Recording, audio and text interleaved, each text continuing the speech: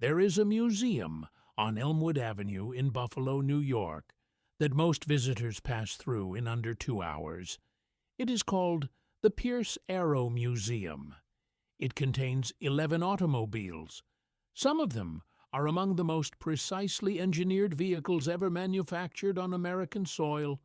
One of them, a 1933 Silver Arrow, was described by automotive historians as a decade ahead of anything its competitors were producing. The museum is open on weekends. Admission is $12. What is not in the museum is a complete set of corporate records. The financial documents from the final 18 months of the company's operation, July 1936 through January 1938, do not exist in any publicly accessible archive. The board meeting minutes from that period are gone.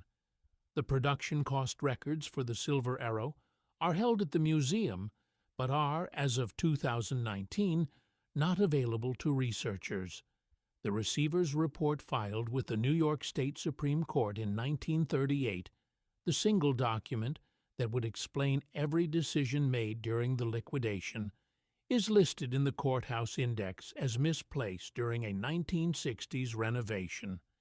Pierce Arrow Motor Car Company operated for 37 years.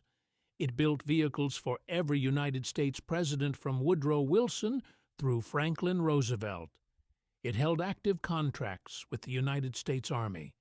Its name was, for 3 decades, synonymous with American precision manufacturing. On January 4th, 1938, it filed for bankruptcy. 41 days later, everything was gone. I began looking at this case because I was researching something else: automotive supply contracts from the early federal procurement period. The further I went into the Buffalo Public Library's microfilm archive, the less the numbers made sense. And the question I kept returning to, the one that no official record has ever answered, is this: who was Buffalo Industrial Acquisitions, LLC, and why did they dissolve the year after they bought America's most storied car company for $40,000? That question has a shape, but it does not yet have an answer. Start with what the official record confirms.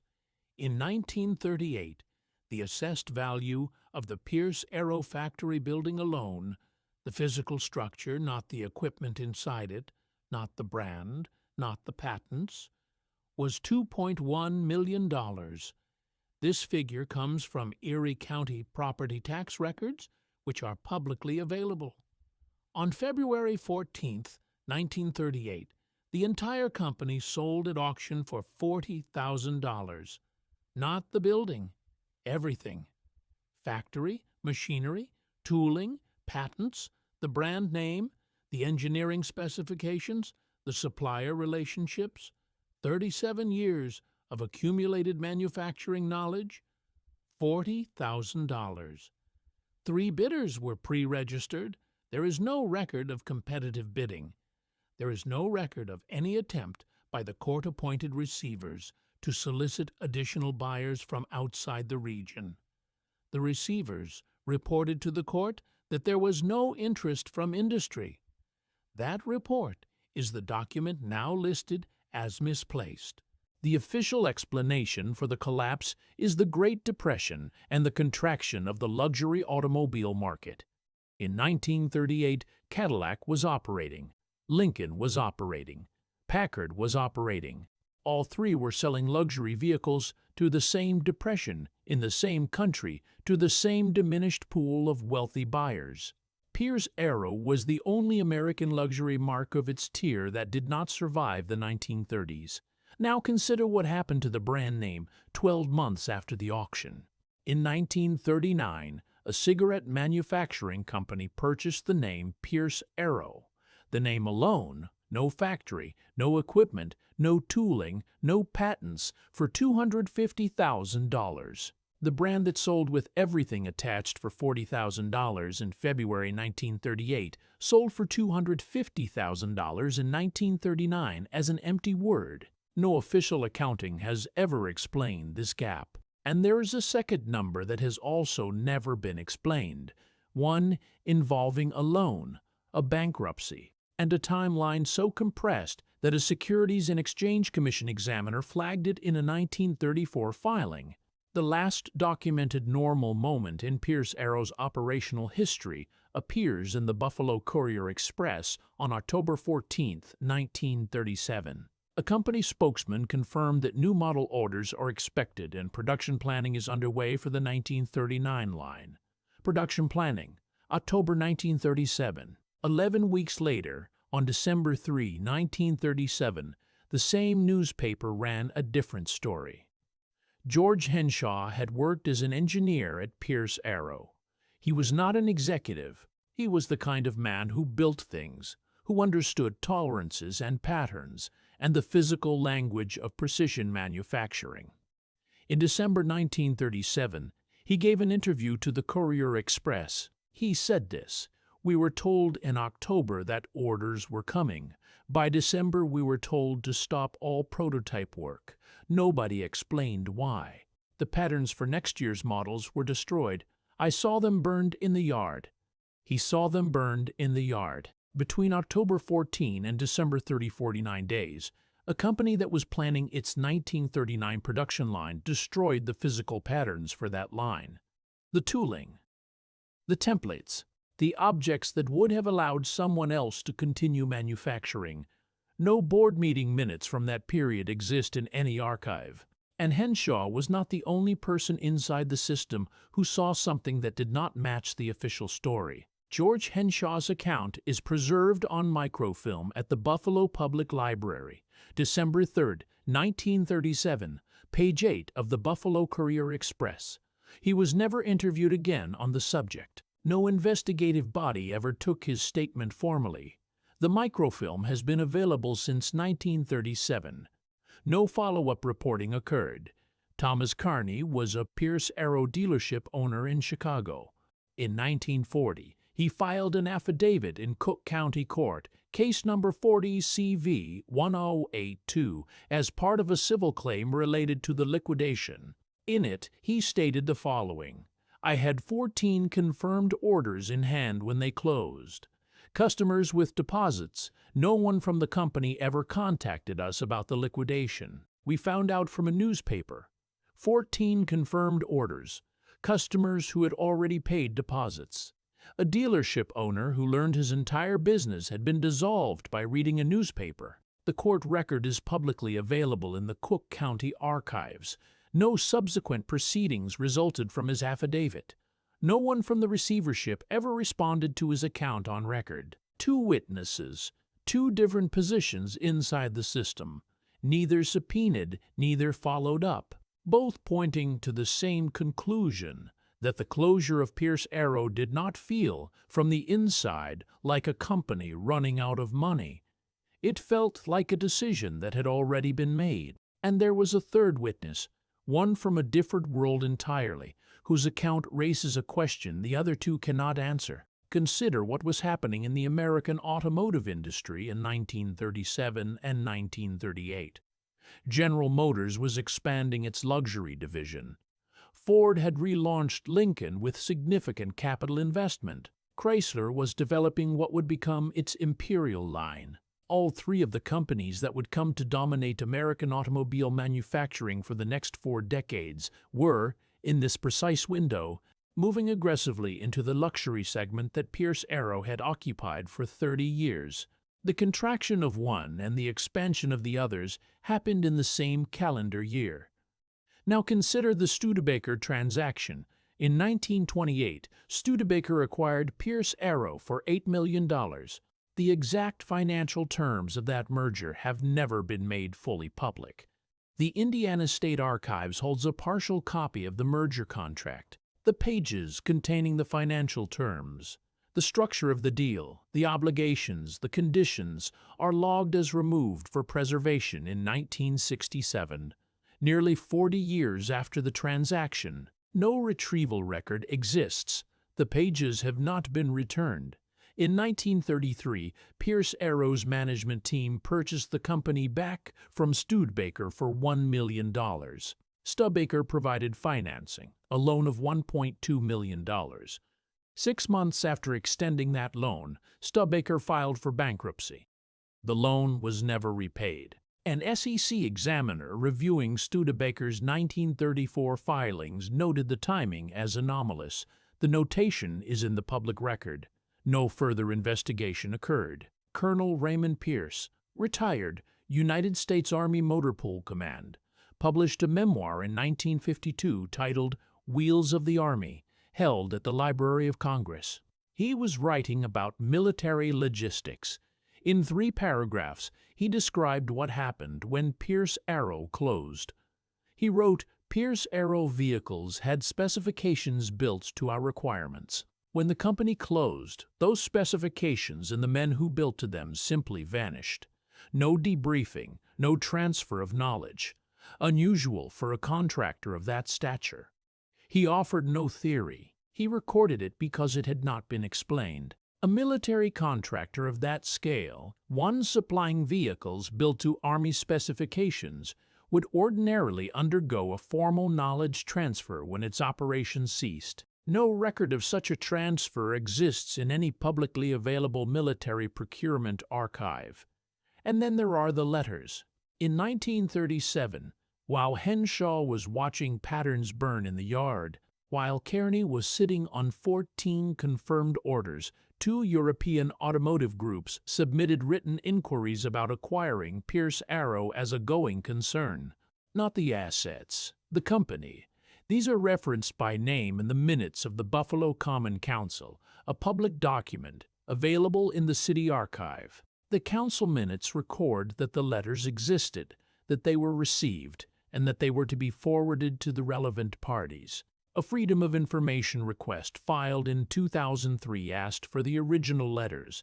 The response, not found. The receiver's report, the document that would show whether those letters ever reached the court, whether the receivers ever knew a European buyer had expressed interest, whether that interest was ever considered, is the document now listed as misplaced during the 1960s courthouse renovation. 2 letters, referenced in public minutes, requested through formal legal process, not found. Here is what does not exist in any publicly accessible archive as of this investigation. The complete receiver's report, filed January 1938 with the New York State Supreme Court. This is the document in which the court-appointed receivers explained every decision made during the 41-day liquidation, why no restructuring was attempted, why no additional buyers were solicited, why the auction proceeded on Valentine's Day 1938 with 3 pre-registered bidders. It is listed in the courthouse index. It is not in the file. The New York State Archives records it as misplaced during a 1960s courthouse renovation. The board meeting minutes from July 1936 through January 1938. Earlier records exist. Later records do not exist because the company ceased to exist. These 18 months, the period in which every consequential decision was made, are not represented in any corporate archive. The Studebaker merger contract of 1928, a partial copy exists in the Indiana State Archives. The pages containing the financial terms are logged as removed for preservation in 1967. The pages have not been returned, and the buyer, Buffalo Industrial Acquisitions, LLC, was registered in Delaware in 1938.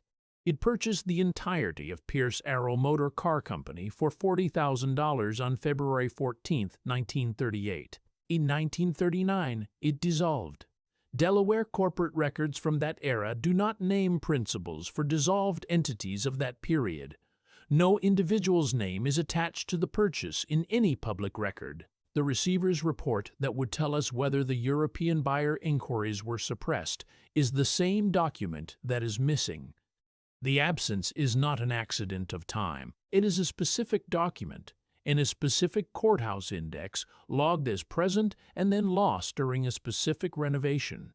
The European letters that might have changed the outcome of the auction were referenced in public council minutes, requested through formal FOIA process in 2003, and returned as not found. Someone received those letters. Someone filed them. Someone did not forward them to the receivers. When the auction closed on February 14, 1938, approximately 800 workers lost their employment without notice. No severance is recorded in any available document. No retraining program. No formal notification to the union locals. The Buffalo Courier-Express reported the auction result in 6-column inches on page 12. There was no front-page coverage. Thomas Kearney drove to his Chicago dealership on the morning of February 15 and found 14 customer files on his desk. 14 people who had placed deposits on vehicles that would never be built. He had received no telephone call, no letter, no formal notification of any kind from the company or its receivers. He learned about the auction the same way his customers would, from a newspaper. He spent the next 2 years pursuing those claims in Cook County Court. The 1940 affidavit is the last record of those proceedings. No judgment is recorded. Whether his 14 customers were ever refunded their deposits is not in any public file. George Henshaw gave one interview, December 3, 1937. Page 8 of the Buffalo Courier-Express. He described watching the patterns burn. He named no one responsible. He offered no theory. He stated what he had seen. The physical fact of it, the yard, the fire, the shapes of things that would not be made again. And then, as far as the public record is concerned, he never spoke about it again. He was not subpoenaed. He was not called before any investigative body. The interview exists on microfilm. It has been there since 1937. No follow-up reporting occurred. Colonel Pierce recorded his observation in 1952, 14 years after the closure. 3 paragraphs in a self-published memoir about military logistics. He noted the absence of debriefing, the absence of knowledge transfer, the silence where institutional memory should have been. And then he moved on to the next chapter. He did not appear to expect anyone to investigate what he had written. He recorded it because, 14 years later, it still had not been explained. The Pierce Arrow Museum exists because one private collector, James Sandoro, spent decades acquiring what the auction had scattered. 11 vehicles. The records are what he could not find, and the name of the company that purchased everything those 800 workers had built, the name that should be the beginning of any real answer, dissolved itself quietly out of existence 12 months after the purchase, leaving nothing behind but a registration number in a Delaware archive that does not name its principals. What physically exists today, the Pierce Arrow Museum, 263 Michigan Avenue, Buffalo, New York, 11 vehicles. The Henshaw interview on microfilm at the Buffalo Public Library, December 3, 1937. The Kearney affidavit in Cook County Court Records, Case 40 CV 11A2, 1940. The partial Studebaker merger contract in the Indiana State Archives, key financial pages absent since 1967. The Buffalo Common Council minutes referencing 2 European buyer inquiries that no longer appear to exist. The courthouse index entry for the receiver's report, present in the index, absent from the file. What is not in any public record, the name of the individual or individuals who registered Buffalo Industrial Acquisitions, LLC in Delaware in 1938, purchased the entirety of Pierce Arrow for $40,000 and dissolved the company in 1939. The 18 months of board meeting minutes preceding the bankruptcy. The receiver's explanation for why no additional bidders were sought. The European letters. The production cost records for the Silver Arrow. The complete terms of the 1928 merger. We do not know who bought Pierce Arrow. The entity that purchased it has no principles of record. It existed for 1 year.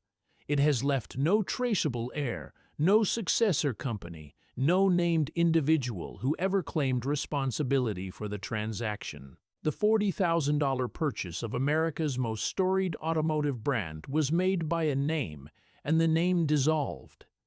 800 workers lost their jobs on Valentine's Day, 1938. 14 customers never recovered their deposits. The patterns for the following year's models had already been burned. The company that purchased everything dissolved itself quietly the following year, and no one was ever required to explain why. Not to a court, not to a regulator, not to the 800 people who showed up to work on February 13 and did not have jobs on February 15. The archive is open. The index entry is readable. The file it points to is empty.